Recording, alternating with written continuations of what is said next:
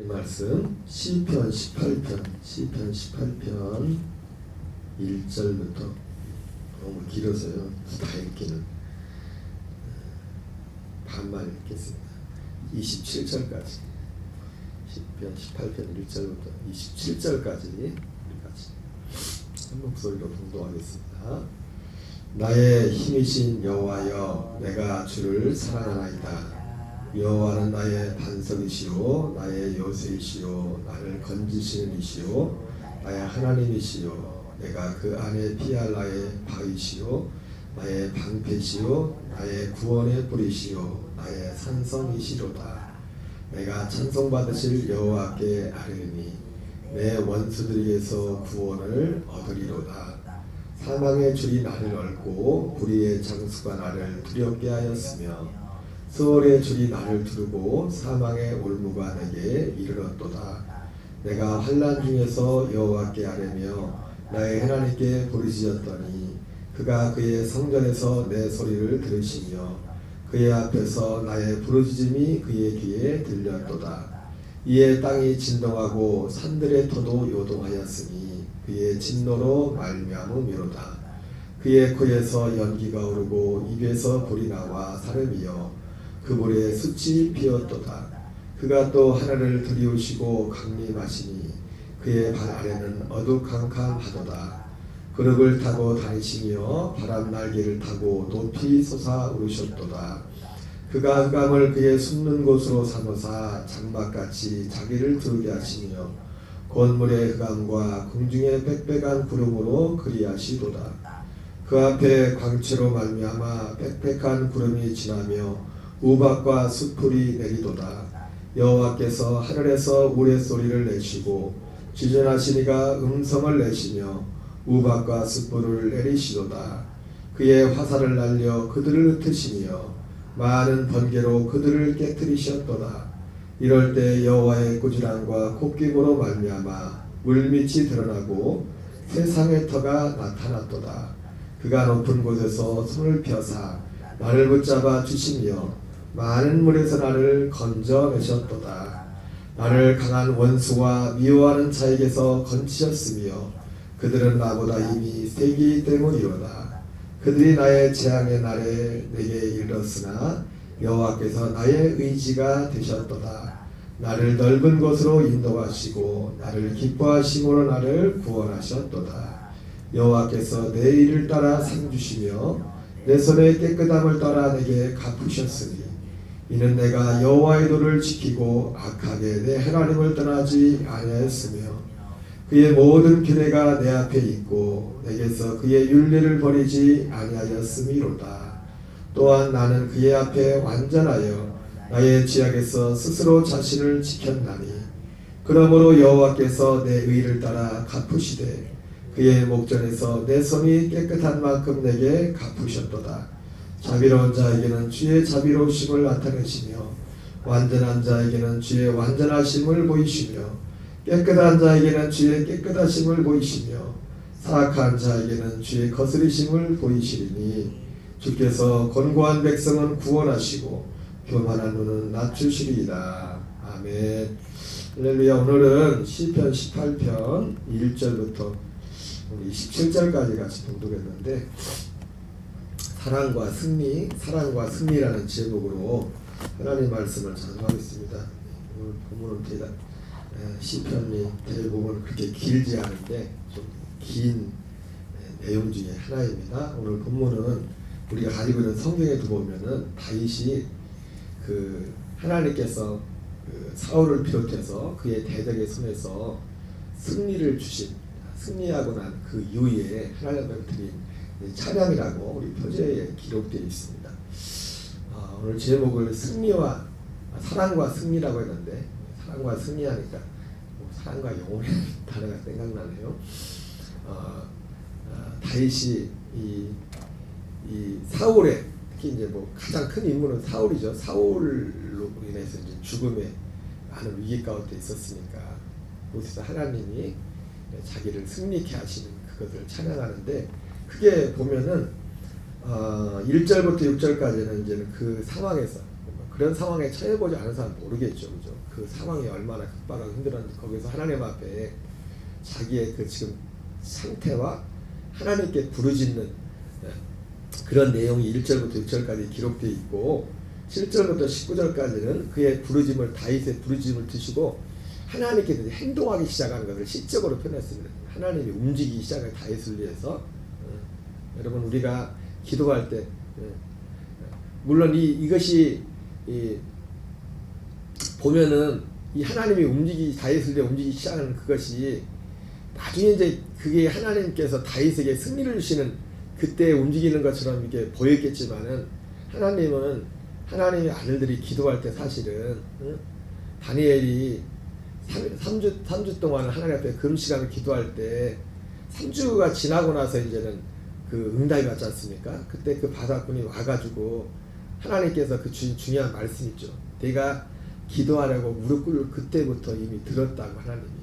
그런데 바사꾼이 와서 길을 막아서 이거 뭐 지체했다고 그런 표현도 있지만 우리가 진짜 하나님의 아들들이 진짜 하나님의 뜻대로 우리가 기도하기 위해서 무릎 꿇을 때 하나님께서 우리가 무릎 꿇는 그날에 이미 하나님께서 우리의 기도를 들으신 줄 믿습니다.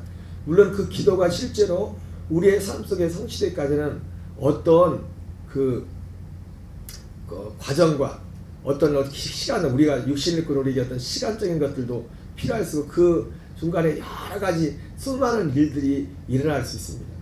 그러나 기도는 사실은 기도응답은 언제 받는 거냐면 기도를 시작하는 그 순간에 이미 사실은 기도가 시작된 겁니다. 기도를 해봐야겠다 뭐 그냥 장난으로 하는 기도 말고 정말 우리 마음에 그 뜻을 정하고 하나님을 기도할 때 하나님은 우리 마음에 소원을 두고 행하신다 말했던 것처럼 기도조차도 하나님이 우리 안에서 소원을 두고 행하게 하시는 그런 일들 중에 하나입니다.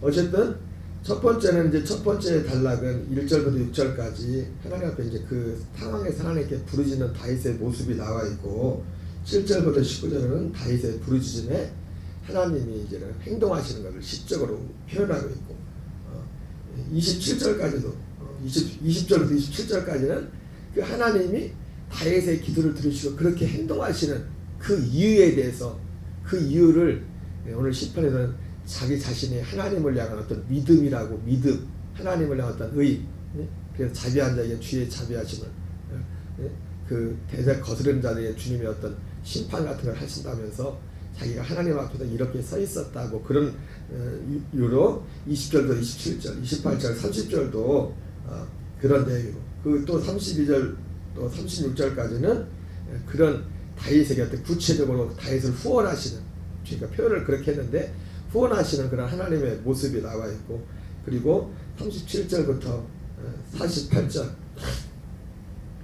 49절 50절 이렇게 되어 있는데 그리고 특별히 그 결과는 이제 그 결과 실제로 구체적인 결과로서 대적들을 하나님이 물리치게 하고 물론 대적이라고 표현됐지만은 물론 다윗이 사울을 미워하지 않았습니다. 우리가 대적했지만 그것도 그래가지고 나중에 사울이 죽고 나서 진짜 슬퍼하잖아요. 진짜 슬퍼하고 대적에 자기를 죽이려고 했지만 그리고 그 사울을 죽였다고 찾아왔던 그 아말렉 그 사람조차도 내가 아마 그 아말렉 그 군사는 거짓말을 했을지도 몰라. 왜냐하면 성경이 그 앞에 나오는 그 뒤에 나와서 그 아말렉 그 군인이 다윗한테 보고하는 사울이 죽은 정황하고 앞에 나와 있는 실제로 그 사무엘상 마지막 장에 나오는 사울이 죽는 장면이 좀 다르거든요. 뭔가 그래서 그걸 보면서 뭐 성경이 이거 왜 달라? 그게 아니라 그걸 보면서 제가 느낀 거는 얘가 거짓말했나 보다.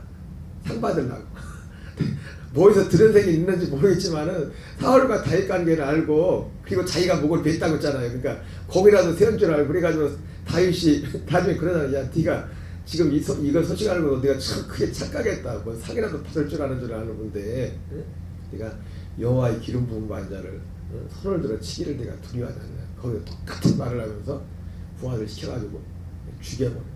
얘는 이 아말렉 속속이 아마 뭔가 착각을 했나봐요. 지 생각에 똑똑하다 생각하고 이번 기회에 다윗한테 가서 다윗하고 아말렉하고 뭐 사적으로 알 게 뭐가 있어요. 가서 알려줄 이유가 뭐가 있어요. 그래서 저는 그걸 보면서 내가 분명히 거짓말 쳤다. 상 받으려고 이렇게 하면은 그렇지 않을 수 있습니다. 근데 이제 앞뒤가 그냥 기록된 그대로만 뭐가 안 맞는 같은 그런 느낌이 있어요. 그래서 사울로부터 그 결과로서 이제 하나님이 오늘 이 표적에 나온 것처럼 하나님이 사울과 모든 대적의 손에서 구원하신 후에 다윗이 이제 찬양했다는 그런 것을 볼 때 먼저는 이제 사울의 승리 마지막 사울의 죽음으로 끝나죠. 사실은 다윗이 직접 싸운 건 아니죠. 나중에 도망가면 사울은 사울대로 하면 죽었지만 어쨌든 그리고 이제 실제로 그러면서 그 뒤에 이제는 사울만 죽은 게 아니라 주변에 이제 대적들이 하나하나씩 다윗에게 굴복하기 시작하는 겁니다. 그래서 이제는 많은 또 정복 전쟁도 하고 그러다가 이제 나중에 사무엘 하에 가서 이제 사울이 다윗에게 탈이 나긴 하죠. 너무 잘 나가다가 이제 좀 나태해져 가지고 전쟁터에 나가야 되는데 이건 내가 안 나가도 되겠지. 부하들만 보내고 있다가 이제는 그 일을 당했죠. 참 우리의 인간의 약점과 허물이지만 그래도 여러분 오늘 다윗의 고백처럼 나의 힘이 되신 여호와여 내가 주를 사랑하나이다. 그 중심에 주님을 향한 사랑이 있는 사람들은 하나님이 그를 돌보시고 물론 다윗의 삶 속에 그 범죄로 인해서 그 많은 어떤 그 징계 정말 그 징계라는 게 상상을 못하죠. 그 입에 있었던 징계 그 아들이 죽고 태어난 아들이 죽고 자식들로부터 이제 배신을 당하고 수많은 걸 이걸 뭐 헤아릴 수 있겠습니까?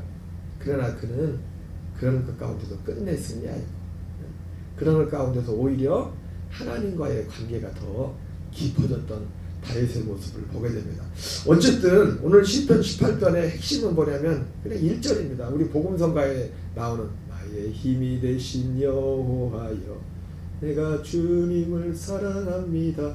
여러분 진짜 승리의 비결은 승리하는 사람은 오직 주님을 향한 사랑 주의 사랑만이 승리합니다. 그리고 그 주의 사랑은 그 믿음에서 오는 거예요. 그리고 믿음. 그 사랑은 지금 우리로 치면 그 사랑은 어디에 있냐면 저기 밖에 있는 게 아니라 우리 안에 있는 거예요. 우리 안에. 다윗이 오늘 승리할 수 있었던 것은 오늘 제가 방금 말했던 이런 뒤에 나오는 이런 구체적인 이런 정황과 이런 기도와 이런 어떤 부르짖음과 이런 것이 있었지만은 여러분 부르짖는 것도요 하나님을 사랑하지 않는 사람은 부르짖지 못해요. 하나님을 사랑하는 사람이 그럼 어쩌다가 한번 기도를 해보가 그거 말고 진짜 가슴속에서 끊임없이 기도하고 그분을 찾을 수 있는 것은 사도 요한도 말했던 것처럼 사랑은 우리가 먼저 그분을 사랑하는 것이야.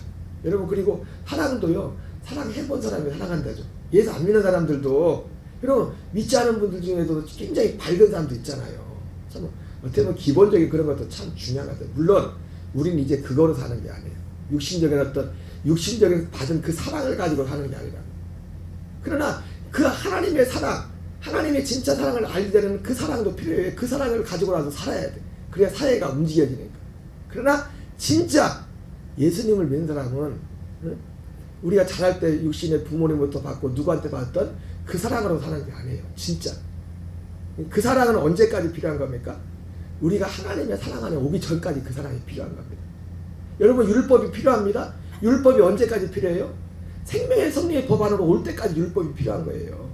생명의 섭리의 법이 없을 때는 율법이라도 있어야 돼요. 안 그러면 이 세상이 망가져 버려요. 이 세상에 다 무너져 버린다고 다. 물론 율법도 하나님께로부터 온 겁니다. 그러나 율법은 우리 육체에 상관된 것이기 때문에 우리 육체의 문제이기도 하지만은 그 율법을 온전히 이룰 수도 없고 어떤 법이 눈에 보이는 율법은 마음은 없어도 육신으로만 지키면 돼요. 들키지만 않았는데 쉽게 말해서 율법은. 그러나 생명의 섭리의 법은 아니죠. 생명의 섭리의 법. 어쨌든 사랑이 오늘 핵심은 그냥 1절 한 절에 뒤에 다 수많은 내용 이런 결과도 나오지만은 다윗의 삶 속에 이런 어떤 승리의 삶의 결과를 열매를 맺을 수 있는 유일하고 온전한 것 한 이유는 사랑입니다. 사랑. 나의 힘이 되신 여호와여 내가 주를 사랑하나이다. 나의 힘이 되신. 여러분 이게 이 대목이 참 중요한 게 뭐냐면 하나님, 내가 주님을 사랑하는 것이 아까 말했던 것처럼 주님을 사랑한다는 건 사랑과의 관계지만 사랑은 누가 사랑할 수 있다고요? 사랑을 받아본 사람이 사랑할 수 있어요. 세상 예수 안 믿는 사람들도. 그런 것처럼 다윗이 나의 힘이 되신 여호와여 내가 주님을 사랑합니다 할 때는 우리도요. 내가 만약 유호경이라는 사람이 하나님 내가 주님을 사랑합니다. 내가 이렇게 고백할 때는요. 이 고백에 이유가 있어요. 그 이유가 뭔지 아십니까? 내가 그분의 사랑을 받아봤기 때문에 그래요. 그분의 사랑을 받아야 그 사랑을 알 거 아니에요. 그죠? 진짜 물론 어떤 사람들은 그 사랑을 사랑으로 받지 못한 사람들도 있지만은 여러분 어떻게 보면 거슬러 올라가면 하나님은 이 땅의 모든 사람들에게 그 사랑을 주시려고. 물론 그 사랑이라는 것이 사실은 받아본다는 것 자체가 경험이죠. 경험. 사랑이라는 게 실제를 받아보는 거니까. 내가 하나님을 사랑할 때에도 하나님에 대한 사랑을 받아봤기 때문에. 물론 그 하나님의 사랑이라는 것도 뭐 차원이 있겠죠. 일단 육신적으로 기본적으로 우리가 기도도 차원이 다른 것처럼 그러지만 뭐 육신적으로 우리가 인생을 살다가 어떤 문제를 당할 때 인생으로서 받은 사랑이 있습니다. 인생으로서 표현이 좀 이상한지 모르겠지만은 우리 인생으로 받는 사랑이 뭡니까? 이 땅을 살아가다 예상적인 인생으로서 필요한 것들, 어려운 일들 만났을 때 하나님 앞에 기도했는데 하나님을 향했는데 하나님께서 도와주시고 하나님께서 인도해 주신 그런 경험들. 정상적인 사람이라면 거기에 감사해야죠. 그죠? 근데 이것도 감사하지 못하는 사람들 많아요. 근데 이것도 자기가 잘나가지고 그렇게 사는 줄 이게 착각하는 사람들이 많아요. 이것도 그때만 잠깐. 그 다음부터 하나님과 빠이빠이 생각도 없어요. 이게 로마서 1장에 나오는 그 사람들처럼 하나님께 감사하지도 않고 하나님을 영원하게 되나. 그런 차원에 여러분 어떤 사람이 나의 힘이 되신 여호와여 내가 주님을 사랑합니다라고 했을 때는 그 입술의 고백이 마음에서 나오는 고백이 된다고 하면 그 사람은 그런 사랑을 받아본 사람이에요. 그리고 그걸 인정하는 사람이에요. 하나님 날 이렇게 사랑하셨다. 하나님이 내게 이게 분에 넘치는 사랑을 주셨다. 그런데 진짜 더 큰 사랑, 이거 모든 것을 다 합친 것보다 더 큰 사랑은 뭐예요? 그분이 내 안에 오셨다는 거예요. 그분이 그러니까 존귀에 처하나 깨닫지 못하는 자는 멸망하는 짐승과 같다고 했는데 정말 우리가 알아야 돼. 그러니까 우리가 인생으로 그냥 살아가면서 죽을 때까지 하나님이 나를 내 어떤 인생의 문제를 간섭해 도와주시고 뭐를 그런 차원을 넘어서 거기에만 머물러 있는 게 아니라 여러분 하나님이 우리를 부르신 것은 단지 그냥 와서 하나님이요 인생 살기 힘드니까 날 손잡고 죽을 때까지 끝까지 승리하자 그러려고 우리를 부른 게 아니거든요. 하나님 우리를 부른 것은 양으로 생명을 얻게 하고 더 풍성히 얻게 하려 하십니다. 하나님 우리를 부른 것은 베드로전서 1장 1절 3절부터 25절까지 말씀처럼 진리의 말씀, 영원히 없는 그 생명의 말씀, 곧 내가 너에게 전한 복음이 이 말씀인데 이 말씀으로 거듭나고 그리고 이 거듭난 이후에 육신의 생명을 벗는 그날까지 모든 악독과 시기와 거듭났어도 있는 우리 안에 모든 시기를 버리고 갓난아이들까지 신령한 자들 사모함으로 구원에 이르도록 자라가라. 그분의 사랑을 더 알아가라. 그분과 연합하여 살아라. 그분을 알면 알수록 그 삶 속에서 사도 바울의 말처럼 고린도서 14장 말처럼 말하는 것, 생각하는 것, 깨달는 것이 어린아이 같다.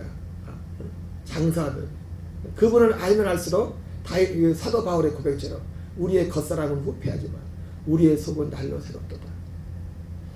저도 그렇고 한 가지 바람이 있다면 여러분 우리가 이 땅의 삶을 얼마나 잘 살았느냐는 언제 사실을 결정되냐면 죽음 이후이겠지만은 우리가 죽을 때 보면 죽을 때 어떻게 죽을 것인가. 어떤 분들은 죽음 앞에서도 정말 찬송 가운데 진짜 하나님 나라 가는 그 소망으로 죽는 사람이 있을까 반면에 그 이화여대 그 김한란 박사님이라는 분이 그 분이 죽을 때 그랬던 사람들이 막 우니까 울지 말라고 응? 울지 말라고 세상 사람들 왜 우냐고 천국 가는데. 여러분 그 말 한마디가 그 한순간에 갑자기 된가요? 그가 평생 살아오는 것에 하나의 딱 마침표예요. 그게 결정. 그 사람이 하나님 앞에서 정말 주님을 사랑하며 살아오는 그 마지막 주님이 그 살아오는 평생 동안도 하나님이 그에게 은혜를 주셨지만 최종적인 하나님의 은혜, 에베소서 6장 4절 말씀처럼 우리 주 예수 그리스도를 변함없이 사랑하는 모든 자에게 은혜가 있을지어다. 그 은혜의 마침표가 뭐냐면 물론 죽음 이후에 영원히 계속되지만 그 우리의 죽음의 순간에 마지막 순간에 이 땅의 장막을 벗을 때에 그것이 우리가 이 땅을 지금까지 살아오는 그것을 그대로 보여주는 하나의 바로미터가 될 수 있는 것입니다. 그래서 이 사랑, 이 하나님의 구원의 사랑, 창세전부터 시작되었던 이 하나님이 우리를 구원한 이걸 알고 나면요, 그리고 여기 나오는 것처럼 다윗이 그러잖아요. 나의 힘이 되신 여호와여. 나의 힘이 된다고 할 때는 방금 말했던 것처럼 그 차원도 다릅니다. 방금 말했던 것처럼 실제로 우리가 육신적으로 이게 살아가면서 하나님이 어려운 가운데서 우리를 능력이 되어 주셔서 우리에게 어떤 인생의 문제를 해결된 그것 때문에 힘이 되는 것도 있지만 그분 존재 자체가 힘이 되는 거예요. 그분 존재 자체가. 그분 존재 자체가 힘이 되는 이유도 뭐냐면 그분 존재가 내 삶의 목적이 되었기 때문에. 그래서 사도 바울이 그래서 다윗도 물론 다윗은 구약 성도지만은 바울을 갖다 보면 여러분 제가 말씀드리면 구약 히브리 11장에 나오는 구약의 성도들이나 그 믿음의 결과 믿음의 그 태도 센터스는 같은 믿음이에요.